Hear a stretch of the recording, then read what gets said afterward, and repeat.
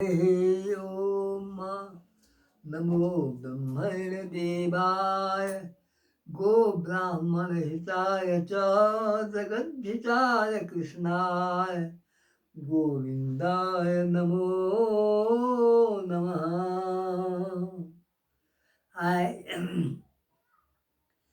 क्या सत्य कथा हम हिंदी में लोकक आग्रह अधिक भेला के कारण से हम हिंदी में प्रस्तुत करब। संक्षिप्त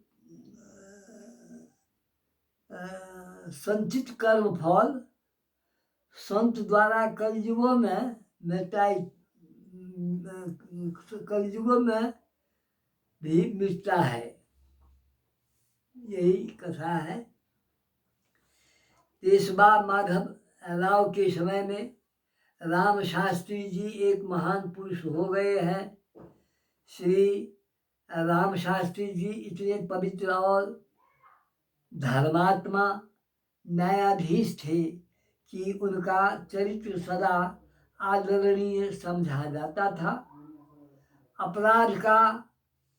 अपराध या भूल करने वाले बड़े से बड़े आदमी भी राम शास्त्री के नाम से भयभीत हो जाते थे। यद्यपि बड़े बड़े पदाधिकारी तथा धनवानों ने उन्हें रिश्वत आदि का लोभ दिखाया, परंतु वे अपने चरित्र से कभी नहीं गिरे और न कभी किसी से उनकी ईमानदारी के विरुद्ध आवाज उठाई गई। वे इतने धर्मात्मा और न्यायप्रिय थे कि सब रघुनाथ राव ने जब कि उन्हें माधव राव के भाई और उत्तराधिकारी पेशवा नारायण राव की हत्या में भाग लेने के अपराध का प्रायश्चित उनसे पूछा तो उन्होंने बड़ी निर्भीकता से कही। निर्भीकता पूर्वक उन्होंने कहा कि इस पाप का प्रायश्चित तो तुम अपने प्राण देकर ही कर सकते हो, क्योंकि अपने भावी जीवन में यह पाप तुमसे और तरह नहीं धोया जा सकता और इसी कारण न तुम और न तुम्हारा राज्य ही अब फूले फलेगा। रही मेरी बात, तो जब तक शासन की बागडोर तुम्हारे हाथ में है तब तक मैं न तो तुम्हारी नौकरी स्वीकार करूंगा और न पूना में पैर ही रखूंगा। अपनी इस बात पर वे अंत तक कायम रहे और वाई के पास के एक गांव में अपने जीवन के शेष दिन उन्होंने एकांतवास में बिता दिए। उन्हीं दिनों में जब शास्त्री जी एकांतिक भजन में संलग्न थे, तिरहर नरेश ने अपना मंत्री एक करीते के साथ भेजा। शास्त्री जी को उनसे मिलने का अवकाश नहीं। मंत्री महोदय उसी गांव में टिक गए, प्रतिदिन हाजिरी देते थे, किंतु भेंट नहीं हो पाती थी। इतने में राज परिवार भी दलबल के सहित वहां पहुंच गया। तंबू में डेरा पड़ा। 28 मार्च सन 1757 को संध्या समय शास्त्री जी की समाधि भंग हुई और उनके बड़े बड़े नेत्र खुल गए। इसकी सूचना वहाँ तुरंत फैल गई। दर्शन के लिए लोग टूट पड़े। सबके लिए झरोखा दर्शन खुला था। तिरहर राज परिवार भी यथासंभव झरोखा दर्शन कर गया, परंतु उसकी इच्छा थी शास्त्री जी से मिलकर अपना दुखड़ा रोने की। संयोगवशात अवसर मिल गया। मंत्री ने खरीदा खोलकर और उसे पढ़कर सुनाया। उसमें लिखा था, न मालूम किस कर्म विपाक के कारण जुगराज इंद्रदमन को गलित कुष्ठ हो गया है और जुगरागी पक्षाघात से लूज हो गई है। कृपा पूर्वक इस पर विचार कीजिए और बताइए कि किस पाप के कारण ऐसा हुआ और इसका प्रायश्चित क्या है, किस उपाय से ये कठिन रोग दूर हो सकते हैं।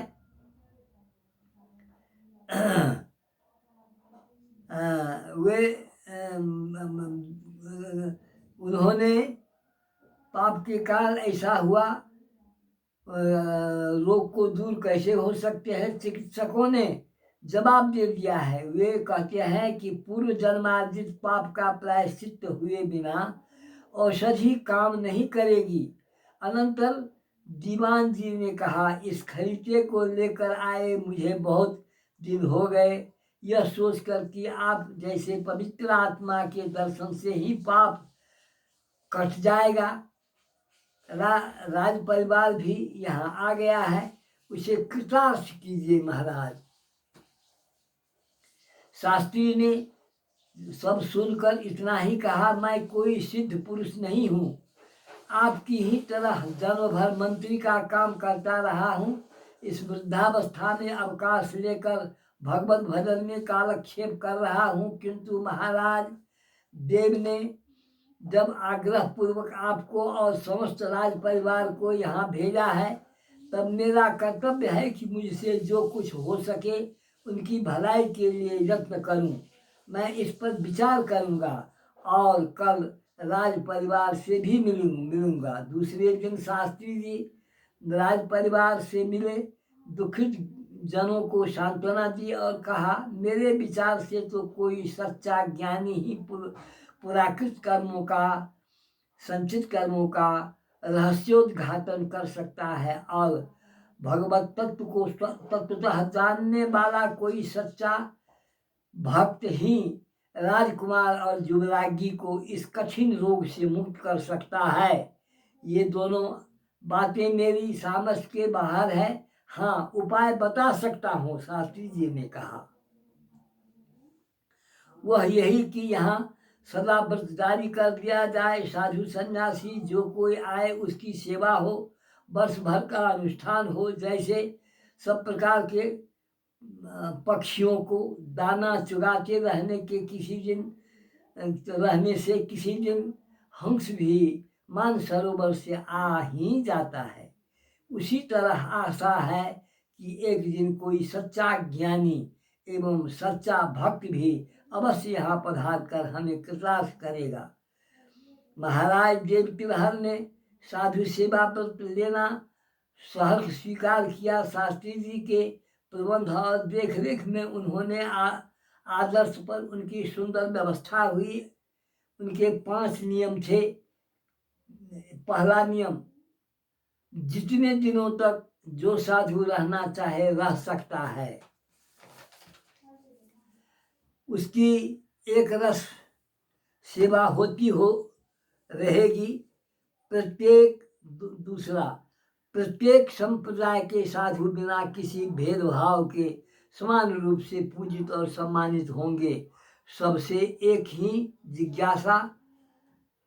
तीसरा, सबसे एक ही जिज्ञासा युवराज जी के आरोग्यार्थ आशीर्वाद के लिए ही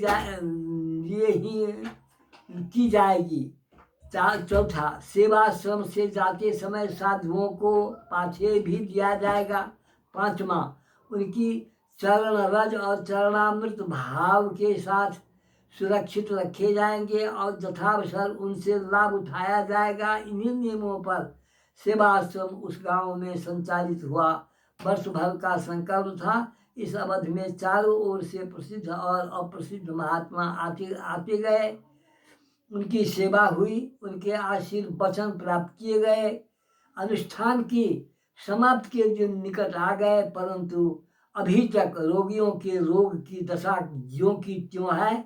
न तो किसी सच्चे ज्ञानी ने रोग का मूल कारण बताया और न किसी सच्चे भक्त ने अपने प्रभाव से आरोग्यता ही प्रदान की। शास्त्री जी प्रतिदिन प्रत्येक साधु के पास जाकर सत्संग करते। उस सत्संग में वे ऋग्वेद के अंतिम युगल मंत्रों को अवश्य विचारार्थ उपस्थित करते थे, क्योंकि उनका विश्वास था कि वेद सत्य है, इसलिए उसमें जो ज्ञानी उनके तात्पर्य को बता सकेगा वही कहना कर्मणो गति को भी समझ सकेगा, वही ठीक ठीक बता सकेगा कि किस मंद कर्म का यह दुष्परिणाम है। परंतु इतने दिन बीत गए, कितने ही वैदिक विद्वान सन्यासी आए और गए, किसी ने भी उन मंत्रों की व्याख्या नहीं की। अस्तु शास्त्री जी एक प्रकार से निराश हो गए। वे अपने एकांत चिंतन में बैठे हुए भगवान श्री राम से प्रार्थना करने लगे, प्रभु क्या अब पृथ्वी पर सच्चे ज्ञानियों का सचमुच अभाव हो गया है? ऐसा तो नहीं होना चाहिए। क्या वास्तव में वैदिक ज्ञान का लोप हो गया है? वेद असत्य हो जाएगा? दया सिंधो मुझ पर दया कीजिए, नहीं तो लोगों का विश्वास धर्म कर्म से हट जाएगा, उठ जाएगा। इस प्रकार चिंतन करते करते उसी चिंता में शास्त्री जी सो गए। उन्होंने स्वप्न में देखा कि सरोवर में एक कमल खिला हुआ है और उसकी पंखुड़ियों पर एक मुनि बैठा हुआ है, गोमुखी में हाथ डाले कुछ जप कर रहा है। उनकी ध्वनि सुनाई पड़ती थी। यह ध्वनि उस वातावरण में गूंजने लगी। यही वेद का मंत्र है, मैं वही सुना रहा हूँ। संगच्छध्वं संगबदध्वं संगो मनांसि जानताम देवा भागम तथा पूर्वे संजानना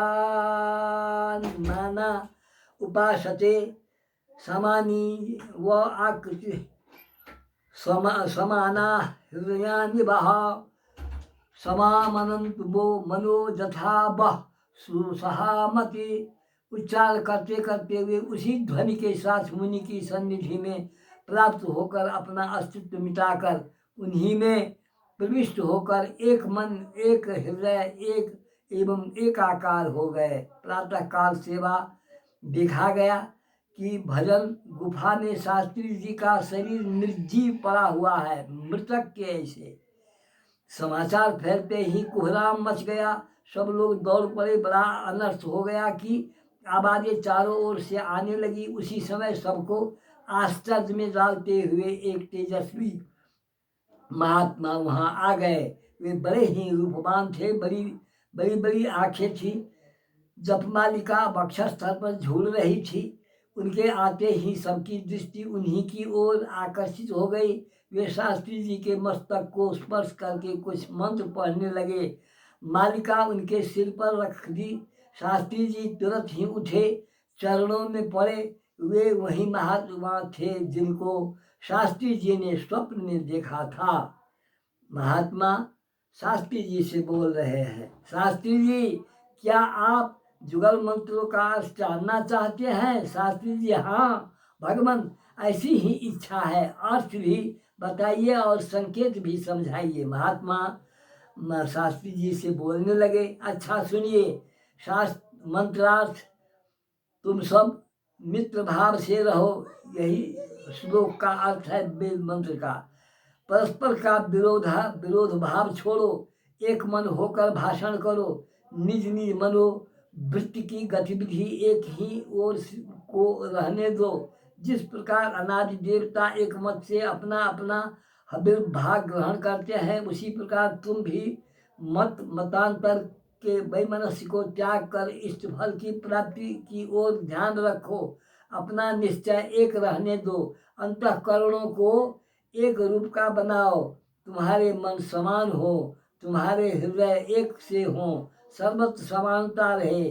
मंत्रार्थ का संकेत तो समाज धारण रूपी सामान्य धर्म की ओर है और स्पष्टार्थ का संकेत पंचक्लेश की निवृत्ति की ओर है। व्यंग्यार्थ का संकेत दृष्टि से व्यस्त से निकलकर समष्टि में समाकर और आत्मिक दृष्टि से भगवत भजन की ओर है। शास्त्री जी मंत्रार्थ और भावार्थ सुनकर कृतार्थ हो गए। अनंतर उन्होंने राजकुमार के रोग का वृत्तांत तथा संवत्सर व्यापी साधु सेवा की चर्चा करते हुए प्रारब्ध भोग का कारण पूछा। मुनि ने कहा, चलो रोगी के पास चले, उन्हीं के सामने कहेंगे। अस्तुराज परिवार में मुनिराज के पधारने की व्यवस्था हुई। युवराज एवं युवराज्ञी की दयनीय दशा देखकर मुनिराज का हृदय करुण रस से भर गया। वे बोले, पाप करते हुए दूसरे को सताते हुए यदि मनुष्य उसके परिणाम को सोचे तो उससे बहुत कुछ बच सकता है, परंतु उस समय उसकी बुद्धि पर ऐसा आवरण पड़ जाता है कि वह विवेक शून्य होकर जो जी में आता है कर बैठता है। पूर्व जन्म में अहोबल में एक लक्षाधिपति श्रेष्ठी थे, बड़े शिवभक्त और बड़े दानी। गरीबों के लिए उनका सत्य सदा खुला रहता था। सभी तीर्थों में धर्मादाय स्थापित था। उसी पुण्य के प्रभाव से सेठ जी का जन्म राजकुल में हुआ है, परंतु युवावस्था के मद से उन्मादित होकर उन्होंने अपनी ही अनुज वधू के साथ रति की। यह बात उनकी अपनी स्त्री से नहीं देखी गई। घर में कलह उत्पन्न हुआ। अनुज वधू ने सेठ के सहयोग से उनकी धर्मपत्नी को खूब पीटा और उस बेचारी को उसके 8 अंग रस्सी से कसकर बांध उसके मुख में कपड़ा ठूस कर बोरी में कसकर कूप में डाल दिया गया। इसी दुष्कृति का यह परिणाम है। सेठ आज राजकुमार के रूप में है। अनुज वधू से रति करने के कारण कुष्ठ रोग से पीड़ित है और युवराज्ञी वही उसकी अनुज वधू है जिसने अपनी जेठानी की दुर्गति की थी। इतना कहकर मुनिराज ने अपनी जपमालिका उन दोनों के सिर पर फेर दी।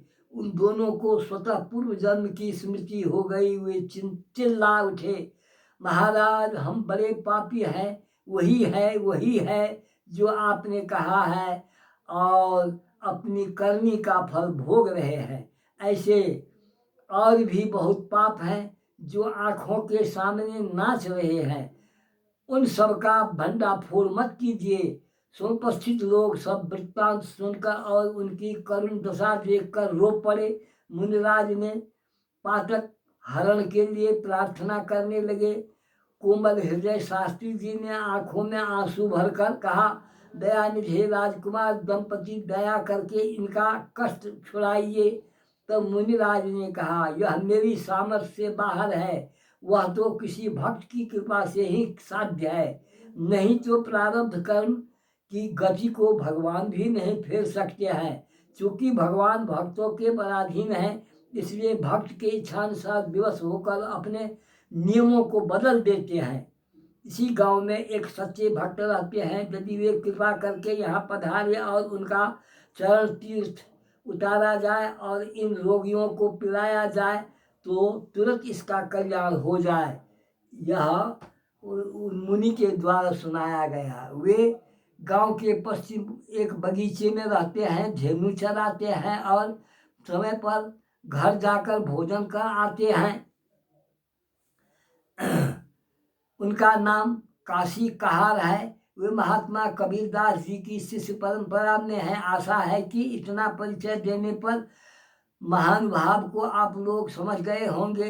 समुपस्थित एक व्यक्ति ने कहा, मैं उन्हें अच्छी तरह जानता हूँ और उन्हें अभी बुला लाता हूँ।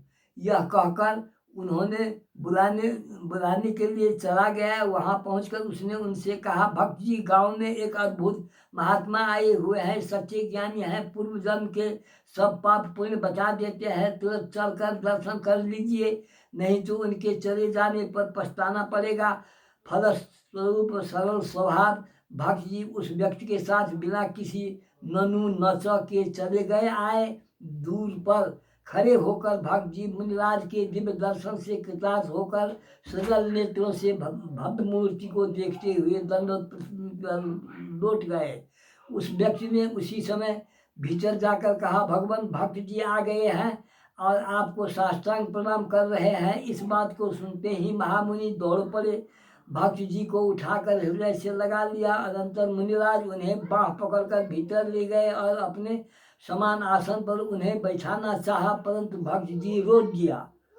इस रुलाई से न जाने क्या जादू भरा हुआ था कि समुपस्थित सबके सब रोने लगे। क्या युवराज युवराजी, क्या प्रकांड पंडित शास्त्री जी और मुनिराज, क्या साधारण ग्रामीण जनता, सबकी आंखों से झरने बह चले और ऐसी बाढ़ आई कि सबके हृदय प्लावित हो गए। जो ग्रामवासी वहाँ आ जाता था उनकी भी वही दशा होती थी। रोते रोते, आंसू बहाते बहाते युवराज और युवराजी चंगे हो गए। दोनों के रोग दूर हो गए। स्फूर्ति आते ही युवराज की सेज से उठकर भक्त जी के चरणों में लिपट गई और आंसुओं से उन चारों चरणों को धोने लगी। तब भक्त जी की रुलाई बंद हुई और वे उठकर भागे। भागते भागते अपने बगीचे में पहुंच गए। अब सब लोग धीरे धीरे करुणा करुणा सहित को पार करके किनारे पर पहुंचकर सांस लेने लगे। होश होते ही मुनिराज जी भी खिसक गए। शास्त्री जी के हृदय तो इस घटना का गहरा प्रभाव उनके ऊपर पड़ गया। इसी तरह उन्होंने संवत्सरी साध सेवा यज्ञ समाप्त करके राज परिवार समेत सबको विदा किया। आप भी नीलाचल को चल दिए। यह सच्ची घटना है और कुछ दिन पहले ही हुआ था।